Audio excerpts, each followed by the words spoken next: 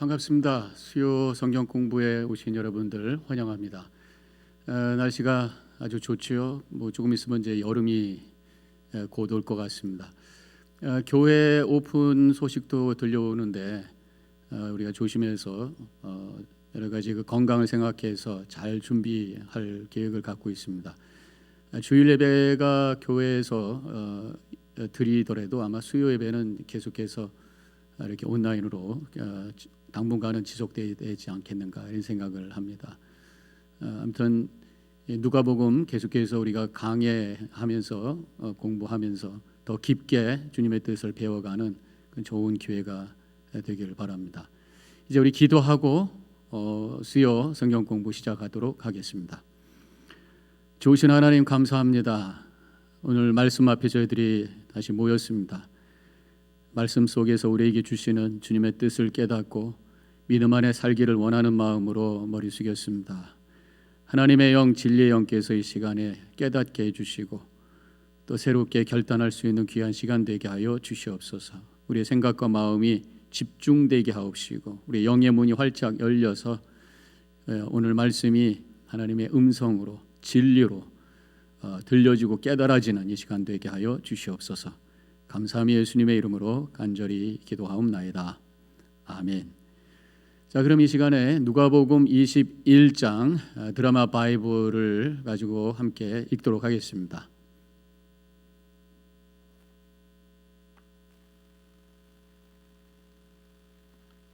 제21장. 예수께서 눈을 들어 부자들이 헌금함에 헌금 넣는 것을 보시고 또 어떤 가난한 과부가 2렙돈 넣는 것을 보시고 이르시되 내가 참으로 너희에게 말하노니 이 가난한 과부가 다른 모든 사람보다 많이 넣었도다. 저들은 그 풍족한 중에서 헌금을 넣었거니와 이 과부는 그 가난한 중에서 자기가 가지고 있는 새갈비 전부를 넣었느니라. 어떤 사람들이 성전을 가리켜 그 아름다운 돌과 헌물로 꾸민 것을 말하며 예수께서 이르시되 너희 보는 이것들이 날이 이르면 돌 하나도 돌 위에 남지 않고 다 무너뜨려지리라. 선생님이요, 그러면 어느 때에 이런 일이 있겠사오며 이런 일이 일어나려 할 때에 무슨 징조가 있사오리까? 미혹을 받지 않도록 주의하라. 많은 사람이 내 이름으로 와서 이르되 내가 그라하며 때가 가까이 왔다 하겠으나 그들을 따르지 말라. 난리와 소요의 소문을 들을 때 두려워하지 말라. 이 일이 먼저 있어야 하되 끝은 곧 되지 아니하리라. 민족이 민족을, 나라가 나라를 대적하여 일어나겠고 곳곳에 큰 지진과 기근과 전염병이 있겠고 또 무서운 일과 하늘로부터 큰 징조들이 있으리라. 이 모든 일 전에 내 이름으로 말미암아 너희에게 손을 대어 박해하며 회당과 옥에 넘겨주며 임금들과 집권자들 앞에 끌어가려니와 이 일이 도리어 너희에게 증거가 되리라. 그러므로 너희는 변명할 것을 미리 궁리하지 않도록 명심하라. 내가 너희의 모든 대적이 능히 대항하거나 변박할 수 없는 구변과 지혜를 너희에게 주리라. 심지어 부모와 형제와 친척과 벗이 너희를 넘겨주어 너희 중에 며칠 죽이게 하겠고 또 너희가 내 이름으로 말미암아 모든 사람에게 미움을 받을 것이나 너희 머리털 하나도 상하지 아니하리라. 너희의 인내로 너희 영혼을 얻으리라. 너희가 예루살렘이 군대들에게 에워싸이는 것을 보거든 그 멸망이 가까운 줄을 알라. 그때 유대에 있는 자들은 산으로 도망갈 것이며 성내에 있는 자들은 나갈 것이며 초원에 있는 자들은 그리로 들어가지 말지어다. 이날들은 기록된 모든 것을 이루는 징벌의 날이니라.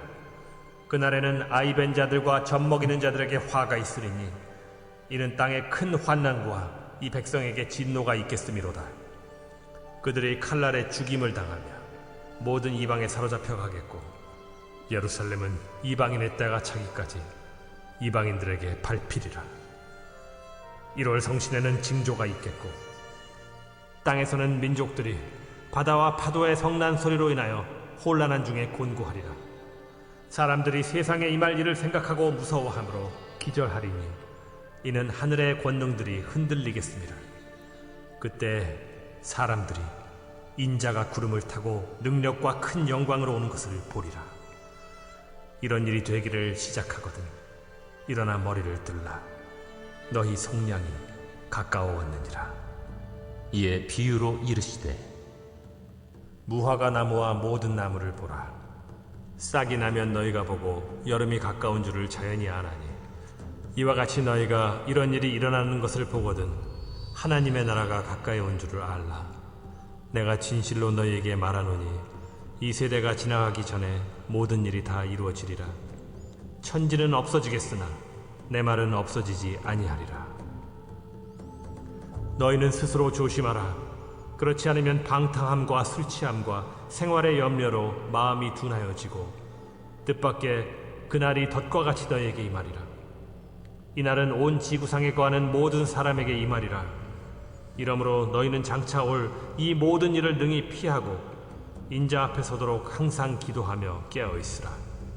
예수께서 낮에는 성전에서 가르치시고 밤에는 나가 감람원이라 하는 산에서 쉬시니 모든 백성이 그 말씀을 들으려고 이른 아침에 성전에 나아가더라.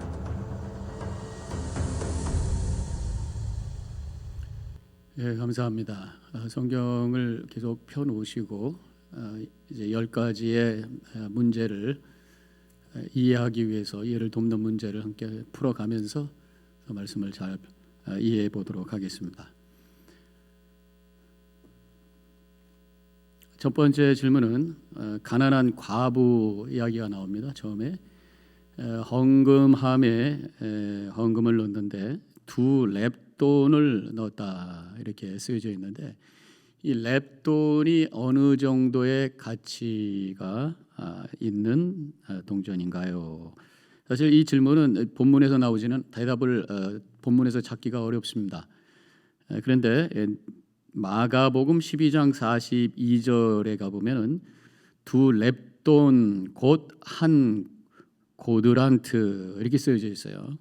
그래서 2렙돈은 한 고드란트구나라는 것을 이 마가복음 12장 42절 같은 내용을 다룬 그 구절에서 찾을 수가 있습니다.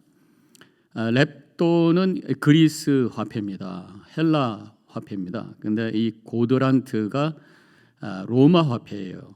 그래서 이제 그 당시에는 그리스, 헬라 동전, 또 유대 동전, 또 로마 화폐 이 세 가지가 막 섞여서 사용이 되고 있었을 텐데 이 2렙돈이 한 고드란트하고 같은 가치라고 하는 것입니다. 그러면 이 고드란트는요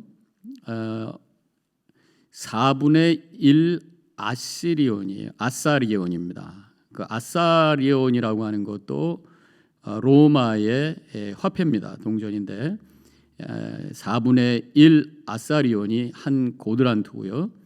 그 다음에 16분의 1 데나리온이 한 아사리온이 됩니다. 이 데나리온도 로마 화폐입니다. 그래서 한 데나리온은 하루 일당 한 드라크마하고 같아요. 드라크마는 이제 그리스 화폐입니다만은 하루 일당을 한 150불 정도로 친다면 거기에 16분의 1 아사리온은 한 10불 정도라고 생각할 수 있겠죠. 거기서 4분의 1 또 10불의 4분의 1이면 2.5불, 그래서 2불, 3불. 그래서 지금 가난한 과부가 헌금통에 넣은 2렙돈은 2불 내지 3불이라고 할 수가 있습니다. 예수님께서 그것을 칭찬하셨죠. 답은 1번. 2번 문제, 위 이야기를 통해서 주시는 메시지를 짧은 한 문장으로 써보세요. 가난한 과부의 2렙돈 헌금을 예수님께서 쳐다보고 계시면서 풍족한 사람과 비교를 하고 있습니다. 풍족한 중에 헌금을 넣었지만 이 과부는 그 가난한 중에서도 자기가 가지고 있는 생활비 전부를 넣었느니라. 예수님께서 보시는 것은 헌금의 액수가 아니라 바로 얼마만큼 헌신하고 있느냐, 그 헌신의 크기를 보고 계시다고 하는 것입니다. 3번 질문 10절부터 19절에는 종말의 징조에 대해서 나오고 있는데 해당되지 않는 것을 찾으세요. 전쟁이 많아진다. 10절에 민족이 민족을 나라가 나라를 대적하여 일어나겠고 전쟁이 많아진다는 것입니다. 그 다음에 11절로 가보면은 지진과 기근과 전염병이 있겠고 그래서 2번과 3번 다 성경에서 언급하는 거죠. 4번은 믿음 때문에 뭐 큰 성공을 한다, 뭐 부자가 된다 그런 건 성경에 나와 있지 않습니다. 자, 4번 질문. 종말 때에 하나님께서 성도들에게 어떻게 해 주신다고 하셨나요? 해당되지 않는 것은 많은 여러 가지 도전이 있고 어려움이 있을 그때에 어떻게 해 주신다고 했나요? 15절에 구변과 지혜를 너에게 주리라. 여러 가지 대적들에게 대항하고 또 변박할 수 있는 그런 지혜와 또 말의 힘을 주신다. 그렇게 말씀하셨어요. 그 다음에 18절로 내려가 보면 너희 머리털 하나도 상하지 아니하리라. 우리 믿는 자들을 지켜주신다고 말씀하고 있습니다. 3번에 형제와 친척과 벗들과 잘 지내게 주신다. 16절에 보니까 그 반대입니다. 부모와 형제와 친척과 벗이 너희를 넘겨주어 너희 중에 몇을 죽이게 하겠고 오히려 그 반대죠. 5번으로 가서 20절부터 28절까지 말씀 중에 종말의 때에 대해 관계가 없는 것은 22절 그날은 기록된 모든 것이 이루는 징벌의 날이라고 분명히 말씀하고 있습니다.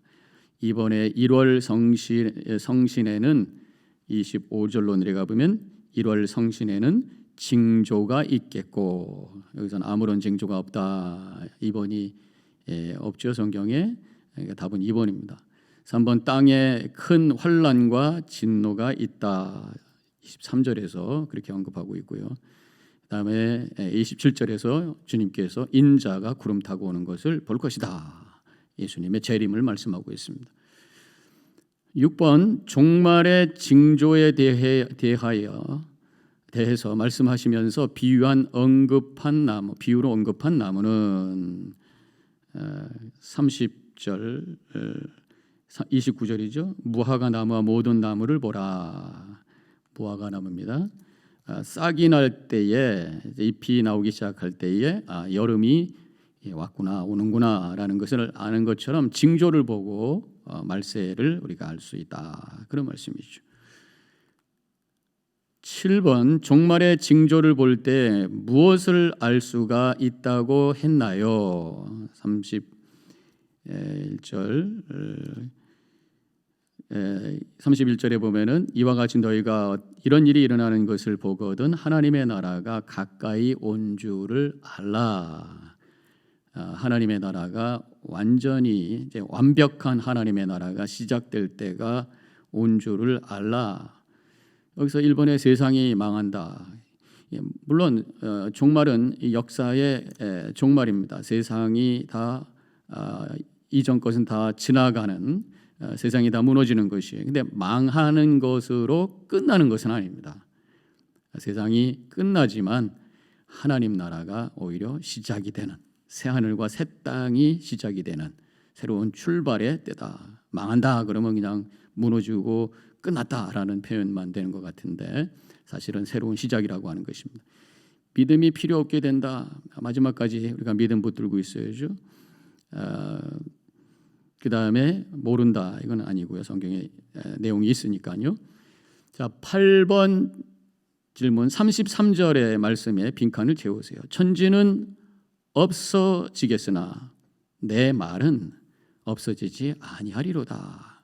하나님의 말씀은 영원합니다. 라는 그런 의미가 될 것이고 또 이걸 뒤집어 보면 천지가 사라질 때가 온다. 그런 말씀입니다. 종말이 온다. 이 말씀을 통해서 우리가 분명히 기억해야 될 것은 종말과 이 재림에 대한 하나님의 말씀 가볍게 대하지 말라 그런 말씀입니다. 뭐 오겠지 뭐 이게 아니라 우리가 정신 바짝 차리고 종말과 재림에 대해서 우리가 깨어서 준비해야 된다. 이 말씀을 하고 계신 것입니다.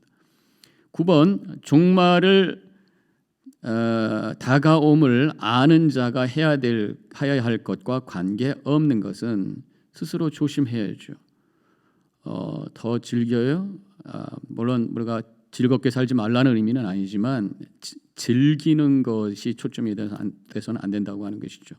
항상 기도하고 깨어 있어라 36절에서 말씀하고 있습니다. 그래서 대답은 2번입니다. 관계 없는 것이라고 생각합니다. 마지막 10번 34절에 조심하라 하는 말씀을 해주셨는데 무엇을 조심하라고 하신 것인가요? 34절에 너희는 스스로 조심하라. 그렇지 않으면 방탕함과 술 취함과 생활의 염려로 마음이 둔하여지고 뜻밖의 그날이 덫과 같이 너에게 임하리라. 여기 있는 말씀을 통해서 보면은 이 거룩한 삶에서 멀어지지 않도록 방탕하고 술 취하고 세상 염려에 마음이 둔해지지 않도록 거룩한 삶에서 멀어지지 않도록 해야 된다. 불신자를 경계하라. 몸을 잘 돌봐라. 음식을 아무거나 먹지 말라. 성경에서는 그렇게 언급되어 있지 않지요. 자, 이렇게 10개의 문제를 풀면서 21장의 내용을 정리를 해봤습니다. 자, 그러면 이제 21장의 전체 내용을 한번 그 주제만 간단하게 정리를 해보면은 이렇게 되겠습니다. 가난한 과부의 헌금에 대해서 1절부터 4절 아까 두렙돈 말씀을 나눴죠. 그 이후에 종말에 대한 예언의 말씀으로 이어지고 있습니다. 그리고 그 종말에 대한 말씀은 오늘 말씀의 대부분을 차지하고 있는데 그 내용을 네 가지로 나눠보면은 성전이 무너질 것과 또 환란의 징조에 대한 여러 가지 말씀을 해주시고 그러다 다시 또 예루살렘에 대한 멸망과 그 다음에 결국 예수님의 재림에 대한 말씀, 그래서 네 가지의 말씀을 여기서 하고 있습니다. 성전과 예루살렘의 멸망, 그리고 환란과 예수님의 재림과 종말, 이것이 연결이 되어 있습니다. 이따 설명해 드리겠습니다만은 그 다음에 이제 무화과 비유를 통해서 징조를 알고 준비해라 그런 말씀입니다. 그러면서 마지막에 깨어 기도하라. 종말의 말씀을 주시면서 그 징조를 잘 봐야 된다. 그리고 깨어서 있어야 되겠는데 깨어 있는 구체적인 방법은 바로 기도하는 것이다. 그러면서 21장의 말씀이 끝나고 있습니다. 자, 그러면 이제 오늘은 이 말씀 중에서 대부분의 내용이 되겠습니다만은 종말에 대한 말씀을 함께 나누기 원합니다. 물론 누가복음 21장에만 나오는 건 아닙니다. 구약에도 있고 복음서에도 다른 곳에 있고 또 신약 뒷부분에 가보면 계시록에도 종말에 대한 말씀이 굉장히 많이 있습니다. 오늘 주신 말씀을 중심으로 해서 이 종말에 대한 말씀을 함께 정리해 보도록 하겠습니다. 자, 그러면 처음에 5절부터 7절까지의 말씀은 성전이 무너질 것이다. 지금 어떤 사람이 5절에 보면은 성전에 대해서 칭찬을 하고 있어요. 돌과 건물로 꾸며진 성전을 바라보면서 막 감탄을 하고 있습니다. 와, 멋있죠. 이 돌멩이를 보십시오. 와, 저 데코레이션을 보십시오. 막 그러고 있는 거예요. 그때 예수님께서 때가 되면 그 성전이 무너질 것이다. 이런 충격적인 말씀을 선포하고 있습니다. 지금 예수님 당시에는요, 성전의 내부 공사가 한참 진행 중에 있었습니다. 지금 예수님께서 보고 계신 성전은 헤롯 대왕이 BC 20년 전부터 시작되었던 그런 성전입니다. 예수님 지금 공생이 하는 이때도 성전 내부를 공사를 하고 있었어요. 벌써 시작하신 성전 그 건축 시작한 지 한 50년이 지난 이때에도 얼마나 아름답고 웅대하게 적겠는가 생각해 볼 수가 있죠. 잠깐 그럼 성전에 대해서 내용을 좀 정리해 보시면 여러분들 많이 아시겠습니다만은 이 세 번의 성전이 지어집니다. 첫 번째 솔로몬 성전이잖아요. 솔로몬에 의해서 건축된 다윗이 계획하고 그 아들 솔로몬이 지었던 그 성전. 근데 바벨론 침공 때 느부갓네살 왕에 의해서 완전히 무너지게 됩니다. 그 후에 포로로 잡혀갔던 백성들이 돌아와서 재건하죠. 그때 수룹바벨이라고 하는 그 총독, 물론 유대인입니다. 수룹바벨이 리더가 돼가지고 백성들을 데리고 다시 돌아왔을 때 그가 중심이 돼가지고 다시 성전을 재건축합니다. 무너진 지 70년 만에 재건축을 하죠. 물론 굉장히 초라했어요. 나라가 다 무너진 상태 속에서 지었기 때문에.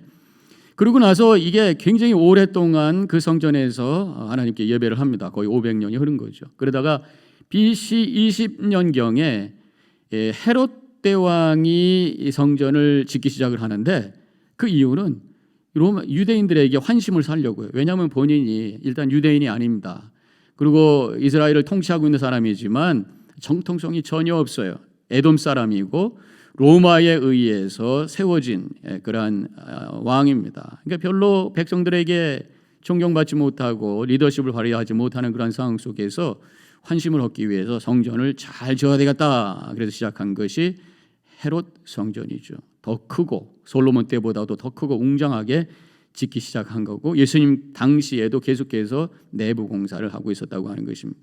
근데 오늘 말씀이 이렇게 크게 새로 짓고 있는 성전을 바라보면서 사람들이 감탄하고 있을 때에 예수님이 무너질 것이다 감탄하고 있는 사람들에게 그 사람들이 느낀 것은 굉장히 예수님의 말씀이 초치고 있는 느낌이었겠지요. 그러나 예수님은 그 역사적인 사실을 예언하고 있는 것입니다.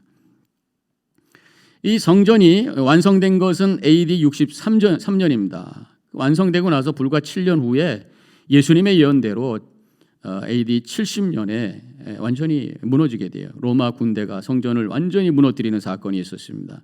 그래서 지금은 성전의 한쪽 벽만 남아 있는 그러한 현실이죠. 그것을 우리가 통곡의 벽이라고 그러죠. 통곡의 벽. 제가 잠깐 사진을 보여드리면 통곡의 벽, 웨스턴 월, 서벽이라고 그러죠. 저기 사람들이 이렇게 모여 있는 그 높다란 그 벽이 그 헤롯 대왕이 지었던 성전의 벽이라고 하는 것입니다. 그것만 남아 있는 것이. 이것이 이제 70년에 이제 무너지게 되는데 그 배경을 보면은 66년에 AD 66년에 유대인들이 로마에 항쟁을 합니다. 로마의 속국으로 있었거든요. 그래서 로마 주둔군을 쫓아내요. 그래가지고 그러면 로마에서 그냥 놔둘 수가 없잖아요. 군인들을 보내서 다시 로마 통치권을 회복하려고 하는데 아주 강력하게 항쟁을 합니다. 그래서 번번이 실패를 하게 되죠. 안 되겠다 싶어서 70년에는 다시 많은 로마 군인들을 보내서 예루살렘을 완전히 초토화시킵니다. 그때 성전도 파괴가 되었고 많은 사람들이 죽게 돼요. 기록에 의하면 100만 명 이상이 희생이 되었다. 그런 통계가 있습니다. 그리고 이제 항쟁하던 유대인들의 일부가 헤롯 왕의 별장인 마사다라고 하는 곳으로 피해서 항쟁하다가 960명의 사람들이 모두 자살을 하게 되면서 그 요새가 함락되었다고 하죠. 그래서 이스라엘 여행을 가면 이 마사다를 방문하게 되는데 아주 근사하고 아주 난공불락의 요새처럼 되어 있어요. 사실은 그 헤롯 대왕의 별장이죠. 여기에 960명이 항쟁을 하다가 3년 동안 버티다가 나중에 로마 군인들이 오른쪽에 보면 이렇게 길이 났잖아요. 그걸 흙을 갖다가 메꾼 거예요. 그리고 진격해 올라가 가지고 사람들을 다 공격을 하는데 올라오기 전에 다 자살을 했다고 합니다. 그런 어떤 정신을 본받아서 이스라엘 군인들이 지금 요즘도 사관학교 졸업식을 그곳에서 한다고 그래요. 제가 잠깐 스쳤던 그 사진이 그림이 하나 있는데 이게 이제 헤롯 대왕이 지었던 헤롯 성전입니다. 그것을 이제 추측해서 그려놓은 거죠. 근데 저 밑에 있는 게 지금 남아 있는 통곡의 벽, 서벽입니다. 요 벽을 저 밑에다가 위치해 놓고 그 전에 지었던 헤롯 성전의 모형도를 위에다 그림으로 그린 거예요. 근데 사실 그 자리에 그 성전 자리에 뭐가 올라가 있습니까? 저기 누런 골든 돔 모스크죠. 지금 이슬람 사원이 그 자리를 떡하니 차지해버리고 마른 그런 상황입니다. 자, 이 마사다 나왔고요. 그 다음에 예수님께서 말씀하신 것은 성전이 무너질 역사적인 사건에 대한 예언 맞습니다. 그러면서 유대인들이 하나님과 같이 섬기던 성전이 아무것도 아닐 때가 올 것이라고 하는 것을 말씀하고 있는 것입니다. 하나님은 건물에 계신 분이 아니라는 것을 말씀하고 있는 것입니다. 동시에 이 성전이 무너질 것이라고 하는 예언은 이스라엘 지도자들의 교만과 힘도 무너질 때가 올 것이다, 그런 말씀이에요. 종말의 시작이 바로 성전이 무너지면서 시작이 된다는 말씀입니다. 역사적으로는 성전에 무너짐에 대한 것이면서 동시에 장차 올 종말에 대한 투시, 좀 이따 말씀을 드리겠습니다만은 종말에 대한 투시로 이 성전이 무너지는 것을 말씀하고 있는 것이에요. 두 번째 내용은요, 종말에 대해서 오늘 본문의 말씀 8절부터 19절에 환란의 징조를 말씀하고 있습니다. 첫 번째로는 거짓 선지자들이 미혹할 것이다. 미혹이라는 건 뭡니까? 거짓으로 유혹하는 것이. 미혹을 받지 않도록 주의하라. 많은 사람들이 내 이름으로 와서 이르되 내가 그라하여 때가 가까이 왔다 하겠으나 그들을 따르지 말라. 이 사이비 종교, 이단 종교가 많아질 것이다. 요즘에 얼마나 많아요? 대표적인 것 중에 하나가 바로 신천지 아닙니까? 두 번째로는요, 민족 분쟁과 국제 전쟁이 발발할 것이다. 민족이 민족을, 나라가 나라를 대적하여 일어나겠고, 그래서 이 전쟁이 점점 많아지는 것을 우리가 경험하게 됩니다. 저는 그렇게 믿고 있어요. 3차 대전은 핵전쟁이 될 수가 있고 3차 대전이야말로 우리 종말을 고하는 그러한 자멸을 고하는 그러한 전쟁이 되지 않겠는가 생각을 해보게 됩니다. 그래서 제가 한번 그림을 좀 찾아봤어요. 맨하탄에 이러한 일들이 일어날 것은 아닌가. 도시 가운데 큰 원자폭탄이 핵폭탄이 터지고 있는 그런 장면이죠.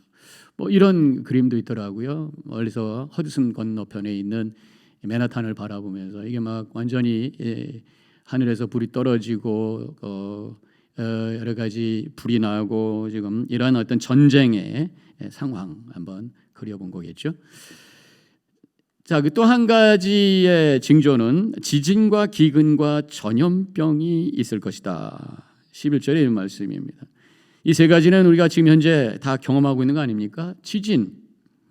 1년에요. 지질학자들이 이렇게 매번 일어나고 있는 것들을 기록을 해서 통계를 내보니까 1935년부터 2014년까지의 통계를 보면 지진이 더 자주 강해지고 있다고 하는 것을 알 수가 있어요. 지금 이 그래프가 지진의 횟수를 얘기하는 것입니다. 점점 많아지고 있잖아요. 물론 이제 업앤다운이 굉장히 심합니다만은 전체적으로 보면은 많아지고 있어요. 지진이 점점 강해지고 많아지고 있다. 이게 종말의 징조 중에 하나라고 하는 것입니다. 그 다음에 지금 전염병은 우리가 경험하고 있습니다. 점점 자주 강해지고 파급 효과도 커진다고 하는 것입니다. 이 바이러스라고 하는 것이 짐승을 통해서 옮겨지는 건데 결국 이 모든 것들이 그 원인으로 파고 들어가면 자연이 파괴가 되고 생태계가 파괴가 되고 지구 온난화 뭐 그런 것들. 이 전염병은요, 숙주 어떤 그 병균을 옮기는 그런 매체 짐승을 통해서 옮겨지는데 이 짐승과 사람이 컨택이 되면은 그런 일이 생긴다는 것입니다. 그래서 이 야생 동물을 함부로 잡고 잡아먹고 뭐 이런 것들 때문에 일어나는 거라는 거죠. 그런데다가 도시화와 또 세계화가 사람들에게 정말 이것이 전달이 되도록 그렇게 만든다고 하는 것입니다. 병균 자체도 강하게 변이하는 것을 보게 됩니다. 지금 한 나라의 전염병이 전 세계로 확산하는데 한두 달밖에 안 걸렸던 거 우리가 지금 경험하고 있는 거 아닙니까? 제가 요즘에 이제 데스톨 그 사망자 숫자를 쭉 누적하는 이건 제가 스킵을 했군요. 아까 이 기근 말씀을 제가 드렸는데 기근을 빼드렸군요. 이 아프리카에서 기근으로 많은 사람들이 죽어가고 있는데 이게 지금 사막입니다. 누런 게 사하라 사막, 아프리카 위쪽에 있는. 근데 문제는 이 사막이 점점 커진다고 하는 것이에요. 1년에 사하라 사막만 해도 서울의 100배 크기의 사막이 더 만들어지고 있다고 하는 것입니다. 이 또한 어떤 생태계의 파괴, 지구 온난화로 말미암아 생기는 것이라고 학자들은 말하고 있죠. 점점 기근이 심해지고 있다고 하는 것입니다. 자, 이것이 지금 올해 2월 달부터 통계를 내고 있는 그러한 사망자 수를 여기서 표시를 하고 있습니다. 점점 이렇게 많아지고 있잖아요. 이 누적된 그런 수인데 언제까지 이게 계속 올라갈지 걱정입니다. 이게 빨리 커브가 좀 바뀌어져야 될 텐데요. 이렇게 전염병, 또 기근, 지진, 이 모든 것들이 종말의 환란의 징조다. 성경에서 그렇게 분명히 말씀하고 있습니다. 또 한 가지는 성도들이 순환을 당할 것이다. 12절에 내 이름으로 말미암아 너희에게 손을 대어 박해하며 회당과 옥에 넘겨주며 임금들과 집권자들 앞에 끌어가려니와. 통계에 보면은 옛날 초대교회 때보다 요즘이 훨씬 더 많은 기독교 박해가 있다고 합니다. 오픈도어 선교회에서 보고한 자료를 보니까 현재 73개국에서 기독교인들을 박해하고 있고 박해를 경험하고 있는 사람의 숫자가 현재 2억이래요. 10년 전만 해도 1억이었는데 10년 만에 배가 뛰었다고 하는 것입니다. 2019년의 통계를 보니까 순교가 4,305명, 교회 방화 공격이 1,847건, 재판 없이 구금 투옥된 사람의 수가 2,625, 그 외 많은 사람들이 지금 고통을 당하고 있다고 하는 것입니다. 이것은 지금 이슬람교가 강해지면서 많은 도전을 받고 있는데 이것이 종말의 증상 중에 하나라고 성경에서 말씀하고 있는 것입니다. 게다가 가족들로부터 믿는 사람들이 박해를 당할 것이다. 16절에 가족들이 넘겨주고 그래서 죽임을 당하게 될 것이다. 그래서 예수님께서도 마태복음 10장 34절에서 말씀하시기를 내가 세상에 화평을 주러 온 줄로 생각하지 말라. 화평이 아니요 검을 주러 왔노라. 그렇게 말씀하셨어요. 자, 이렇게 이 환란의 징조 다음에 또 예루살렘 성 멸망의 예언을 이어서 하고 계십니다. 아까는 성전이 무너진 거에 대해서 말씀을 했죠. 이번에는 성이 멸망당할 것이다. 20절에 군대들에게 에워싸이게 될 것이고 21절에 산으로 도망하게 될 것이다. 24절에 칼날에 죽음을 당하고 사로잡혀갈 것이다. 이게 바로 아까 말씀드렸던 AD 70년에 로마 군에 의해서 예루살렘이 함락된 것을 예수님께서 미리 예언하고 있는 것이죠. 성전만 파괴된 것이 아니라 성도 파괴되고 많은 사람들이 포로로 끌려가고 죽임을 당했다고 하는 건 분명한 역사적인 사실입니다. 종말에 대한 말씀을 하시면서 예루살렘의 멸망을 예언하는 말씀을 지금 현재 하고 있어요. 오늘 본문 전체를 보면은 예루살렘 성과 성전의 멸망과 종말의 때의 징조가 막 뒤섞여 있는 것을 보게 됩니다. 물론 예수님의 말씀은 예수님 승천 후 30년 여년 후에 일어날 예루살렘에 대한 예루살렘 멸망에 대한 예언이면서 동시에 그 후에 일어날 종말에 대한 예언의 말씀, 이 두 가지가 함께 소위 중의법이라고 그러죠. 두 가지 의미가 함께 있는 그러한 말씀인데, 말세 이스라엘 성전 중심의 믿음은 이제 더 이상 아무런 힘을 발휘하지 못할 것이고 그 다음에 모든 여러 가지 어려움이 종말의 증상이 올 것이다. 제가 읽은 그 주석에 보니까 예언적 투시법이라고 하는 말이 나와요. 예언적 투시법. 이것은 예언의 말씀을 가까운 사건과 멀리 올 사건을 동시에 보는 것으로 해석한다고 하는 것입니다. 성경에 있는 예언이 대부분 그렇게 하고 있는 것을 보게 돼요. 성경에 보면은 당시 제국들의 흥망성쇠에 대한 예언이면서 동시에 종말에 대한 투시로 해석되는 말씀들이 얼마나 많이 나오는지 모릅니다. 제가 읽은 그 주석에 나오는 그림을 사진으로 제가 찍어서 올린 건데요. 8절부터 19절 난리의 징조들이 나옵니다. 예루살렘 멸망과 종말에 공통적으로 적용되고 있는 현상이에요. 그 앞에는 20절부터 24절 예루살렘의 멸망, 또 여기서 나와 있지 않습니다만 5절부터 7절에 성전이 무너짐 또 들어가야 되는 것이죠. 그리고 그 뒤에는 25절부터 28절의 내용, 예수님의 재림에 대한 내용이 나와 있어요. 지금 예수님이 가장 먼저 보고 있는 것은 십자가입니다. 십자가에서 예수님께서 돌아가실 것을 지금 바라보고 계시면서 동시에 예루살렘 성과 성전이 무너지고 멸망될 것을 바라보고 계셔요. 그렇지만 더 나아가서 종말과 예수님의 재림을, 우주적인 종말의 사건을 더 바라보시면서 말씀하고 있는 것이 오늘 본문의 내용이라고 하는 것입니다. 자, 오늘의 말씀에 이제 종말에 대한 말씀의 그 마지막 부분은 예수님의 재림이, 종말의 극치는 예수님의 재림이라고 할 수 있습니다. 27절에서 그때 사람들이 인자가 구름 타고 능력과 큰 영광으로 오는 것을 보리라, 이런 말씀이 나오죠.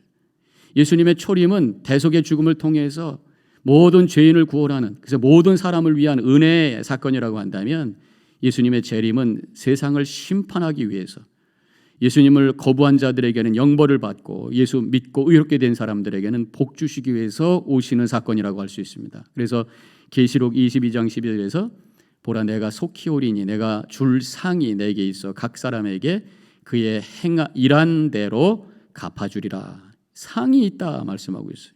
그래서 초림은 모든 사람들에게 좋은 소식입니다만은 재림은 어떤 사람에게는 좋은 소식, 어떤 사람에게는 끔찍한 소식, 심판의 소식이 될 수가 있다고 하는 것입니다.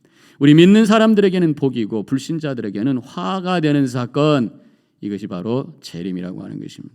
근데 지금 계시록 22장 10절에서 여기서 상이 있다고 말씀하셨는데 이 상이 뭘까? 이것은 부활과 휴거예요.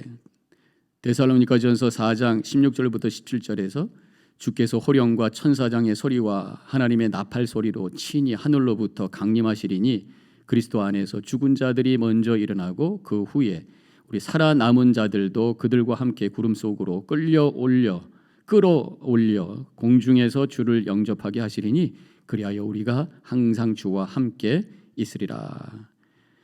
자, 끌어올려 주님과 함께 하늘에서 만나서 항상 주님과 함께 영원히 있게 될 것이다, 그런 말씀입니다.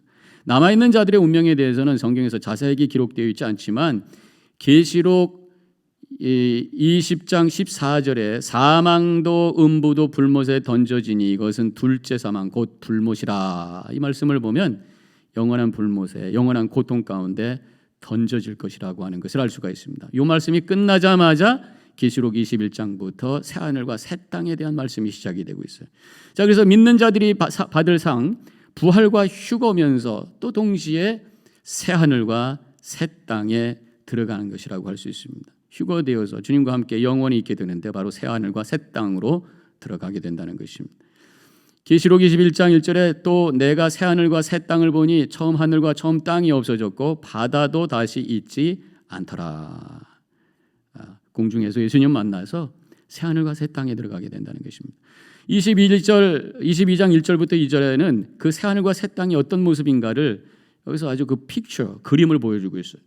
또 그가 수정같이 맑은 생명수의 강을 내게 보이니 하나님과 및 어린 양의 보좌로부터 나와서 길 가운데로 흐르더라. 강 좌우에 생명나무가 있어 12가지 열매를 맺되 달마다 그 열매를 맺고 그 나무 잎사귀들은 만국을 치료하기 위하여 있더라. 제가 사진을 한번 그림을 찾아봤는데 이런 다양한 새하늘과 새 땅에 대한 상상 그림이 여러 가지가 있는데 저는 이런 그림을 한번 찾아봤습니다. 아주 아름답고 신비한 새로운 하늘과 새로운 땅에 대한 약속.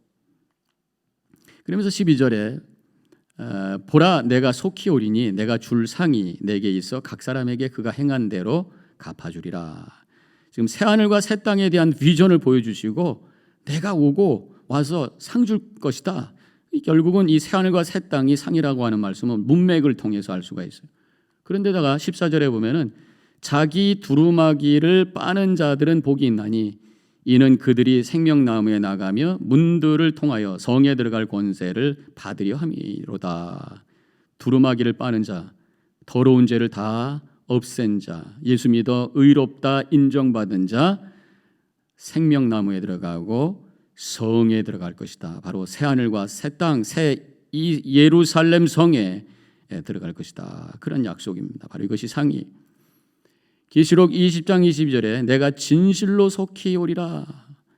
그러면서 이제 이 성경 전체가 물론 21절이 마지막 절입니다만은 이 새 하늘과 새 땅에 대한 비전을 보여주시고 상 주겠다고 말씀하신 다음에 내가 다시 속히 올 것이다 라고 하면서 성경은 끝나고 있어요. 새하늘과 새 땅에 대한 비전, 예수님의 재림의 비전을 보여주면서 끝나고 있는 것입니다. 바로 예수님이 오실 때 믿는 자들은 예수님과 함께 새하늘과 새 땅에 새로운 예루살렘 성으로 들어가서 영원히 주님과 함께 왕노릇하면서 기쁨에 넘치는 삶을 살게 될 것이다. 이것이 바로 우리에게 주시는 말씀인 것입니다. 그러므로 오늘 이 말씀을 우리가 듣고 종말을 기다리는 자세를 우리가 어떻게 가져야 될 건가 한번 결론적인 말씀을 제가 드립니다. 무엇보다도요, 종말에 대한 말씀 분명한 진리의 말씀으로 우리가 믿어야 될 줄로 믿습니다. 그리고 깨어 있으셔야 돼요. 깨어 있다고 하는 것은 36절에 기도하고 깨어 있으라. 열심히 기도해. 기도가 뭘 달라고 하나님께 간구하는 것만 기도가 아니라 영적으로 깨어 있는 그러한 모습이 바로 기도라고 하는 것입니다. 더 나아가서 많은 사람들을 하나님 나라의 하늘과 새 땅에 초청하기 위해서 복음 증거에 우리가 열심을 다해야죠. 그리고 지금부터 여기에서 그 하나님 나라가 시작되어서 예수님 다시 오실 때 그 완성된 그 나라 속에 우리가 함께 동참해서 기쁨 가운데 영원히 거할 그 믿음을 가지고 매일매일 걸어가는 삶을 사는 것, 이것이 바로 믿음의 여정인 줄로 믿습니다. 마지막 적용 질문 하나만 제가 드리고 말씀을 마치도록 하겠습니다. 종말과 재림을 믿고 살아가는 성도의 자세가 아닌 것, 당장 오실지도 모른다는 거룩한 긴장감 속에서 기도하면서 영적으로 깨어 있어야 됩니다. 그렇죠? 구원의 확신과 평안 가운데서 거룩한 삶을 살아가야 됩니다. 거룩한 긴장감은 있지만 확신과 평안은 또 우리가 잃어버려서는 안 된다고 하는 것입니다. 맞습니다. 3번, 교회를 통해 그리스도의 사역을 이어가는데 동참한다. 교회는 그리스도의 몸이라고 그랬어요. 초림과 재림 사이에 예수님의 몸으로서 예수님의 사역을 계속해서 지속해 나가는 것이 바로 교회예요. 3번 말씀, 3번 맞는 말씀입니다. 4번, 더 많은 영혼이 구원에 동참하도록 전도와 선교에 힘써야 된다. 나만 새하늘과 새 땅에 들어가는 것이 아니라 내가 사랑하는 가족들, 주변에 있는 사람들도 동참할 수 있도록, 또 멀리 있는 언어가 다르고 문화가 다른 사람들에게 가서 복음을 전하는 선교에 동참하는 것, 우리가 해야 될 일이죠. 하지만 마지막 종말의 긴장감보다는 오늘 하루 즐겁게 살아라. 그냥 오늘 하루 즐겁게 사는 것, 그건 세상 사람들이 하는 것입니다. 물론 우리가 평강 가운데 걸어가야 돼요. 그렇지만 종말에 대한 거룩한 긴장감을 잊어서는 안 된다고 하는 것이 성경을 통해서 우리가 깨닫게 되는 것입니다. 우리 종말에 대한 말씀 오늘 함께 나누었는데, 이 말씀이 우리의 믿음의 여정에 큰 어떤 임팩이 되고 도전이 되어서 주님 바라보면서 믿음 안에 걸어가는 그런 삶을 살아가시기를 축원합니다. 기도하겠습니다. 하나님 감사합니다. 누가복음 21장을 통해서 종말에 대한 말씀, 오늘 본문을 통해서 저희들이 다시 한번 깨닫게 되었습니다. 세상은 시작이 되었고 끝이 온다고 하는 것, 성경을 통해서 하나님께서 우리에게 분명히 가르쳐 주신 진리인 줄로 믿습니다. 이제 그것을 우리가 믿고 미래를 바라보며, 그러나 걱정 근심이 아니라 우리가 예수 그리스도의 이름 붙들고 살아갈 때에 새하늘과 새 땅에 참여한다고 하는 그 믿음을 가지고 오히려 소망 가운데, 그렇지만 거룩한 긴장감 속에서 최선을 다해 주님의 뜻을 이루며 살아가는 우리 모두가 되게 하여 주시옵소서. 감사하며 예수님의 이름으로 간절히 기도하옵나이다. 아멘. 감사합니다. 그럼 다음 수요일 날 함께 공부 시간에 뵙도록 하겠습니다. 안녕히 계십시오.